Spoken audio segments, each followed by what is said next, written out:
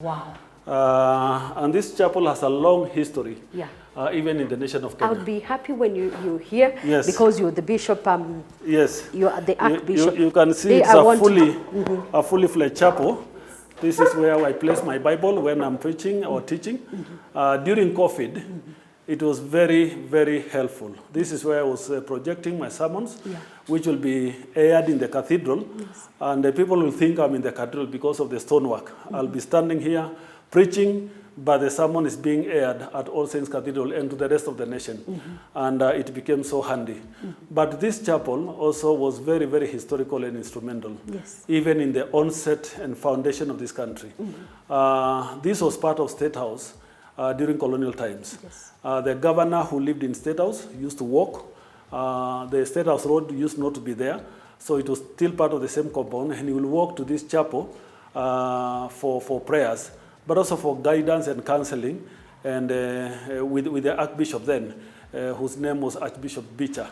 Bicha was credited in this country for the education reforms, and we still have the Bicha report in the archives of Kenya, which gave us an opportunity to see how we can reform education sector in the 50s as we are gearing towards independence. But I'm also told it was in this chapel that the governor and the Archbishop met to pray for Kenya during emergency, and they realized at this space that it's no longer attainable to colonize Kenya.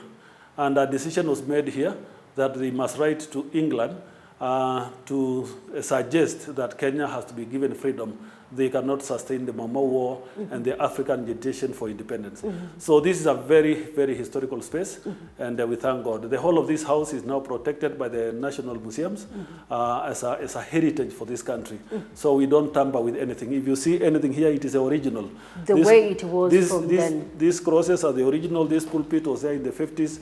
The tables were there in the 50s, the pews were there in the 50s. Those two chairs were still the same chairs, which Bicha used. You are not allowed to change anything. We are not allowed to change anything, and we preserve it and we protect it the way it has been.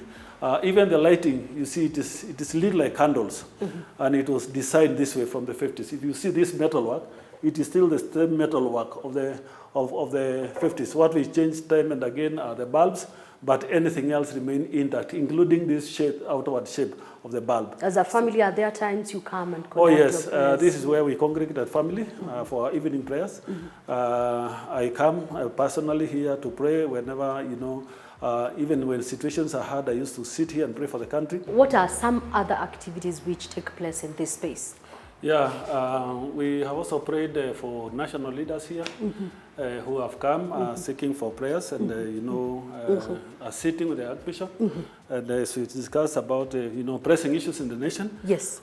Prayed for the former president came here during the time of my predecessor, Mwai Kibaki. Mudi Awori used to come here. Yes. We have also prayed with the former president Uhuru Kenyatta. Yeah. People like Matiang'i or the former Interior Cabinet Secretary. Yes. Yeah. So, and just as a matter of, having a moment with God, even when we are praying for national issues and the nation. Yes. Because the office of the Archbishop is to pray for the country at large. We are concerned about stability, concerned about prosperity of the nation, and that we have a nation that fears God.